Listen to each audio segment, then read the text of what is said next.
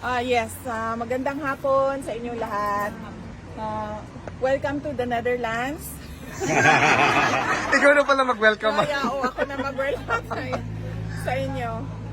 Malapit ko na ma-memorize ang nila, bus stop at mga tram rides nila. Tram stops nila dito. Kadaghan po ko nawala. Madaming beses na rin ako nawala dito. Unang pagpasalamat ko sa inyong lahat sa patuloy ninyo na pagpunta dito at pagpapakita ng suporta para kay dating Pangulong Rodrigo Duterte. At pasasalamat sa mga hindi makapunta dito sa Netherlands pero araw-araw na nag-aabang ng balita patungkol kay dating Pangulong Duterte, lalo na sa ating mga social media personalities, no, na maga, araw, gabi, 24 hours online para lang magbigay ng balita at para depensahan si dating Pangulong Rodrigo Duterte at magpakita ng suporta kay dating Pangulong Rodrigo Duterte. Yung iba sa inyo, inaatake na ng mga kaibigan, inaatake na ng mga trolls, inaatake na ng mga nasa ibang spectrum ng politika natin, pero tuloy-tuloy pa rin yung pagsuporta ninyo. Yung iba sa inyo may mga cases na, no, may mga kaso na na-file na ng cases, may mga harassment na pero hindi pa rin natitinag yung paniniwala ninyo at pagmamahal ninyo kay dating Pangulong Rodrigo Duterte. Maraming salamat sa inyo. No problem. Yes. So ang mood ni President Duterte today ay very good mood. Oo. Nakita niya yung dalawa niyang apo. Tapos nagtanong siya ng mga detalye sa mga apo niya, kung kamusta na ang pag-aaral, mga ganung detalye. At nagtanong siya kung sino na ba daw ang mga namatay. Hindi ko lang alam kung meron siyang gustong marinig na pangalan, pero nagtanong siya mga sino ba daw dapat ang bigyan ng condolences ng pamilya.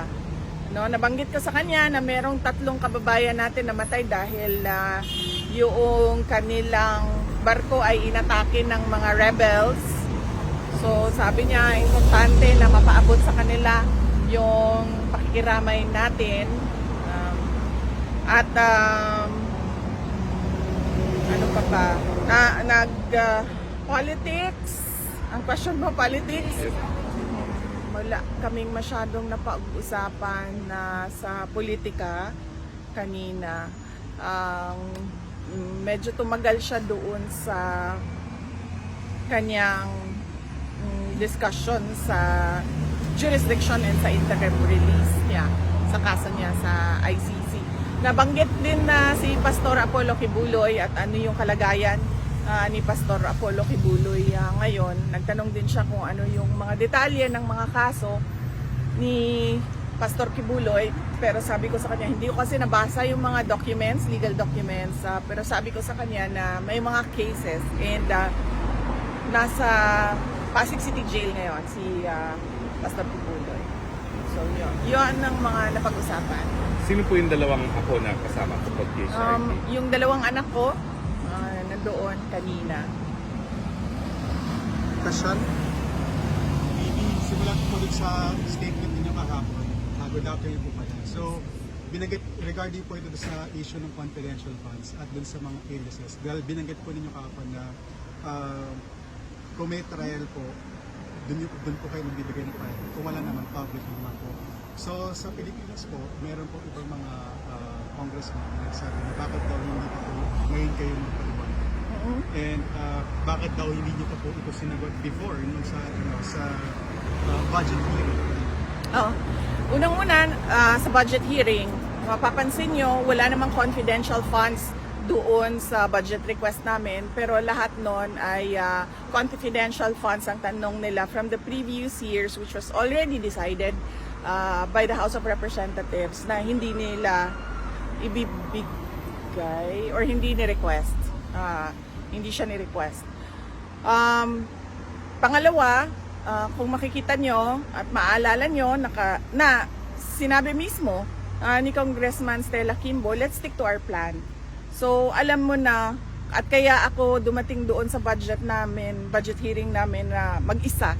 Dahil sinabihan na kami noong isang kasamahan nila na ganito yung gagawin sa iyo. Puro confidential funds ang tatanungin at ang gagawin nila ay gumawa ng kaso. Gagamitin nila ang confidential funds para mag-imbento ng kaso. So pumunta ako doon na mag-isa during the budget hearing dahil ayokong inaapi at pinapahiya yung mga kasamahan ko sa Office of the Vice President. Noong namang hindi nila nakuha kung ano yung gusto nila during the budget hearing dahil sinabi ko na sa kanila na bahala na kayo kung anong budget ibigay nyo, wala namang problema sa amin, tutuloy pa rin yung trabaho namin, ay nagbukas sila ng investigation sa loob ng House of Representatives. 2 beses ako pumunta doon. 2 o 3? Dalawang beses.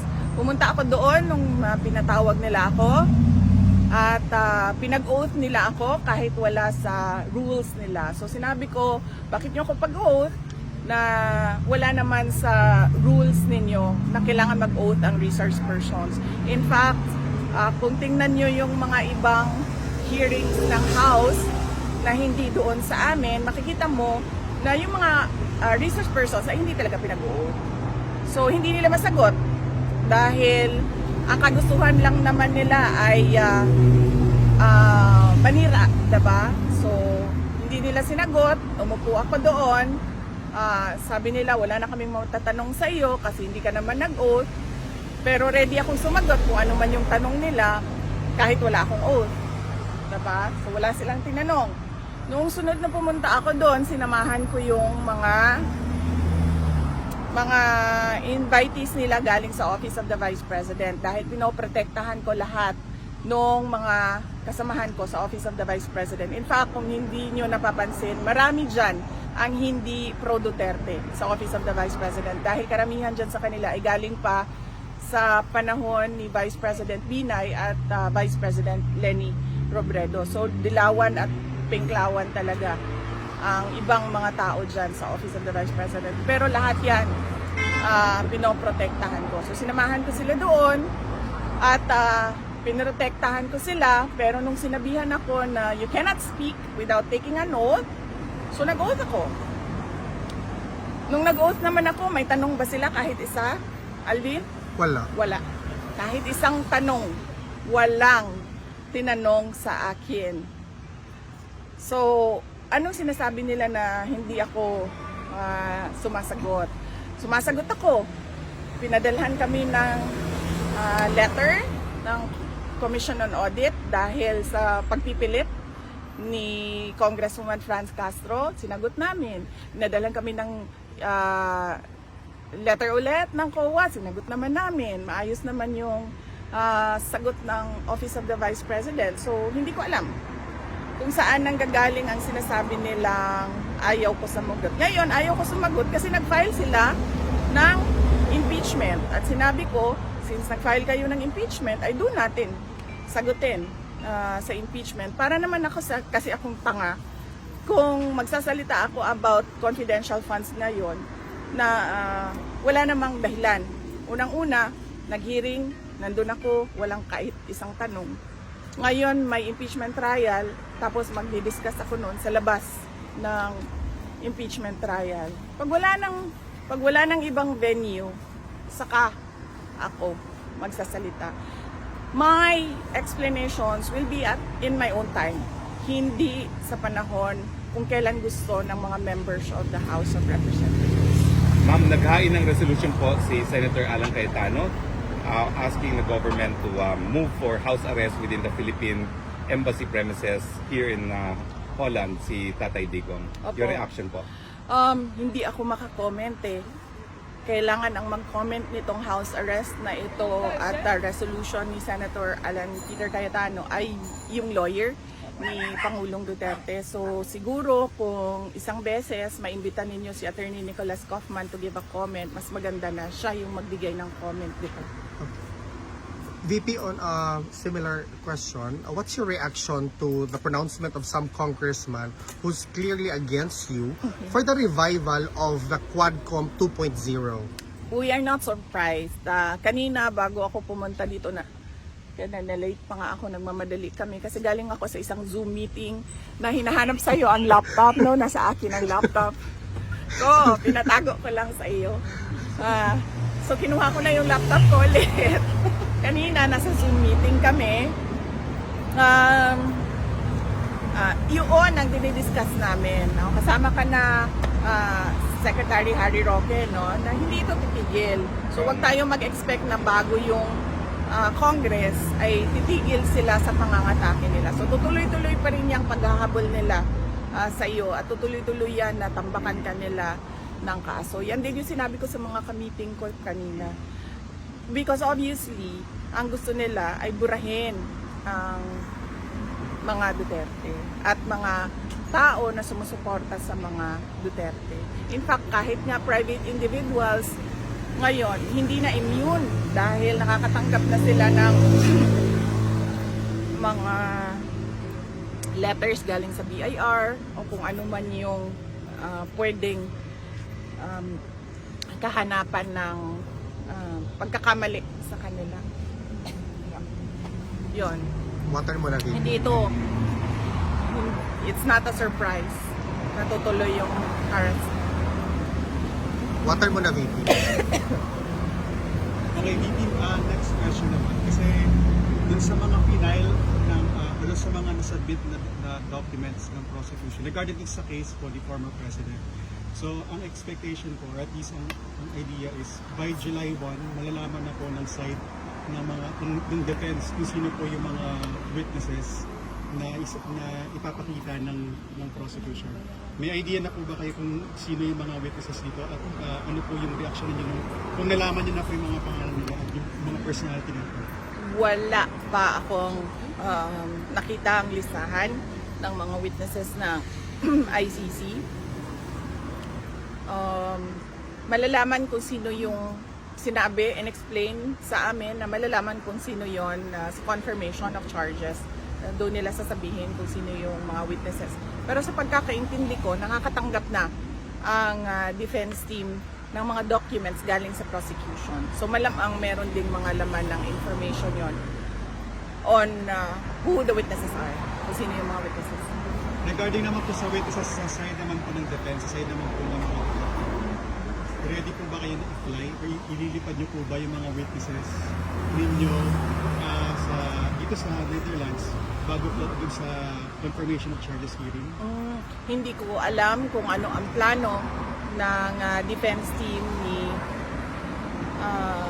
dating Pangulong Rodrigo Duterte. Hindi ko din alam kung ano yung mga allowed na mga modes ng presentation ng witnesses, kung pwede ba online, kailangan ba in person. Hindi ko alam yung rules nila sa testimony ng witnesses. So, kung magkakapanahon kayo na makausap si Attorney Kaufman, mas maganda na siya yung makasagot kung ano yung plano nila sa pag-attend ng witnesses. I'm from European Media Network. What can you say about the current situation of health of the former president and what you may advise the Filipino people around the world on their reactions on this matter? Opo, ma'am. Salamat sa tanong mo, ma'am, dahil kaninang umaga, ay sige, kaon lang mo, ma'am. Ayaw lang kaulaw, ma'am. Padayon lang, ma'am. Padayon lang, ma'am. Salamat sa tanong mo dahil kaninang umaga, ma'am, meron pong nagpadala sa akin ng photo na mukhang nasa hospital bed si dating Pangulong Rodrigo Duterte at meron siyang hospital tag, dalawang band sa kamay niya. So hindi po totoo yung photo na yon. Praise the Lord. Hindi totoo yung photo na yon. Malamang edited yung photo na yon. Ibang pasyente yon. Inano lang nila yung mukha ni dating Pangulong Duterte. Wala po siya sa hospital ng detention unit. Nandun po siya sa regular wing ng detention unit. At kanina, Naglalakad naman siya mag-isa, albeit may dala-dala siyang Tungkol. tungkod. Oo. May dala-dala siyang tungkod. So clearly, wala siyang sakit na, kumbaga, kailangan niya maging bedridden. Palibasa kasi kumalat na yung umayat siya. Tapos, kanina nag-flash din sa nag-post ko nila, bakit ang picture sa tatay dito ang payat? Sabi ko dito siya. Ang galing nilang mag-edit eh. Walang picture na release ang ICC. Ma'am, is there possibility na mag-health bulletin ng ICC on the health of PRRD? Yan ang hindi ko alam. Pwede nating itanong kasama yung kung pwede ba maglabas ng photo.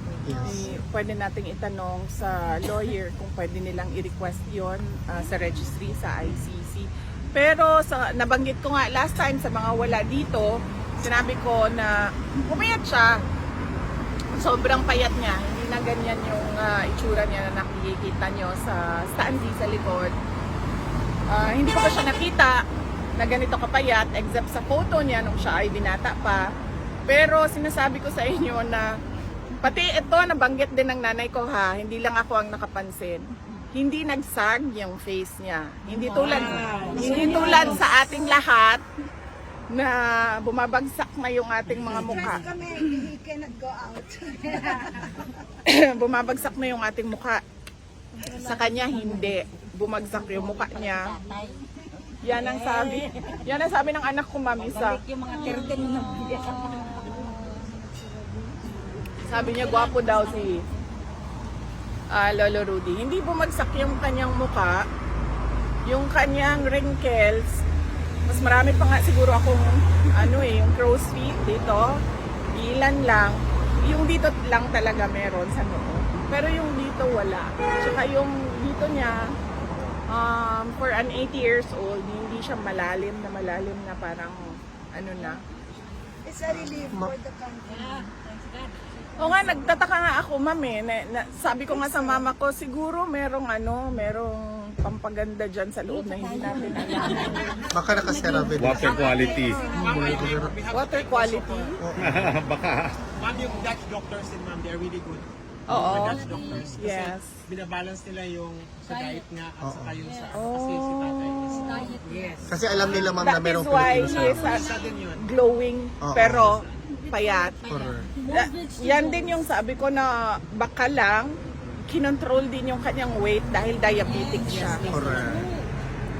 Ma'am, No more regarding- questions? Regarding po, going back sa topic of impeachment, sabi po ni House of Representatives, Secretary General Reginald Velasco na wala raw pong na-violate yung ombudsman na rules sa hindi pagka-transmit agad ng first 3 impeachment complaints dun sa Office of the Speaker. Any comments po? Sumagot na lang siya sa Supreme Court. Hiningi naman ng Supreme Court lahat nung Correct. mga sa tingin nila ano bang tawag doon? Response nila. Answer. Sa mga sa tingin nila merong irregularity. Nagtanong na ang Supreme Court doon sa mga questions na sa tingin nila may irregularity. So wag siya sumagot sa atin. Hindi naman tayo nagtatanong. Doon sa Supreme Court siya sumagot. Ma'am, meron bang, again, I will ask this again, hindi ako I will not be tired asking this, meron bang mensahe ang aming pinakamamahal na former president sa mga Pilipino, Yeah, ma'am? sorry, I hope hindi nakalimutan ko masyadong yan. mataas. Mataas ba?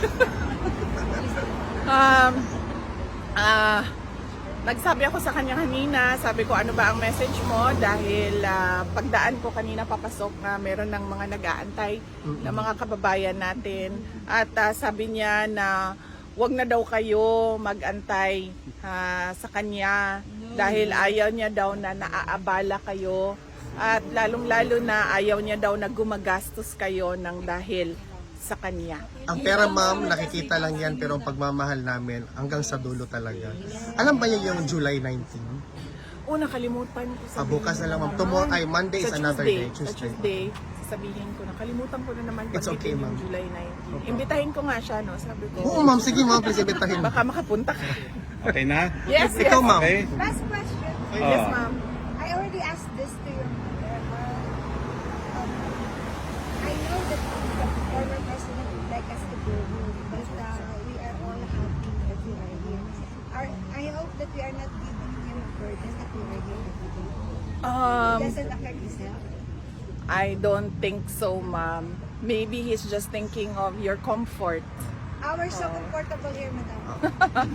Oo. We're so happy together here. How about you? Is that true, everybody? Yes. Yeah. How about you, Last VP? question dito. VP, Sir. so what do you have to say those detractors saying it's so expensive for the lawyer buying that, you have lots of Sorry again. So VP, what do you have to say to those detractors saying that having Attorney Kaufman must be very expensive, therefore, the detractors have lots of money? Hindi ko alam kasi hindi naman ako nagbabayad. Hindi ko alam. I am not paying for Attorney Kaufman, and I do not know the professional fees arrangements between Attorney Kaufman and former President Duterte, because it is confidential and between the lawyer and client only. So I'm not paying for his legal I had an services. argument. I told somebody the Filipino people are willing to pay. At ayaw, po. at ayaw din yun. Wala At po. ayaw Ayaw din po ni nila. dating Pangulong Duterte na na magbayad ang taong bayan. Ayaw niya yun. Ma'am, your So, Thank you. Ma'am, meron lang ha. last question. Ma'am, your message po sa mga kababayan natin na palaging nandito, nakasuporta sa iyo, sa iyong ama at sa buong Duterte. Yes, oo. Nagpapasalamat ako sa ating mga kababayan sa patuloy nila na suporta. No? Yung mga pumupunta dito sa Hague at pumupunta dito sa Duterte Park para ipakita ang kanilang suporta. Lahat kayo gumagamit ng sarili ninyong pera para magpakita ng suporta at taus-puso yung pagpapasalamat namin. Wag lang natin kalimutan na ang ipinaglalaban nating lahat ay hindi yung tao, hindi Yes. si Pangulong Duterte Yes. o hindi si Inday Sara Duterte. Ang pinaglalaban natin dito ay yung bayan Yes. natin. At bawat pamilyang Pilipino. Yung injustice Yes. at rendition Yes. na ginawa nila sa isang Pilipino na kinuha nila sa loob ng ating bansa at hinatid nila dito. At ginastusan pa Yes. nila ng gobyerno. Pati yung Ginastusan witness. ng gobyerno para ihatid ang isang Pilipino dito sa Hague. At huwag natin kalimutan ang mga issue sa bayan natin. Tulad ng blanco sa Yes. budget. Napakaraming mga kababayan natin ang tahimik sa blanco na mga budget. At yung pagkuha ng pera ng PhilHealth at yung apparent na pagsisinungaling, iba yung sinasabi ngayong araw na ito, iba yung sasabihin bukas, at yung pagkapaako ng mga pangako. Unang-una na yung 20 ang bugas. 20 ang bukas. VP, do you have Thank you. Thank you for giving us hope.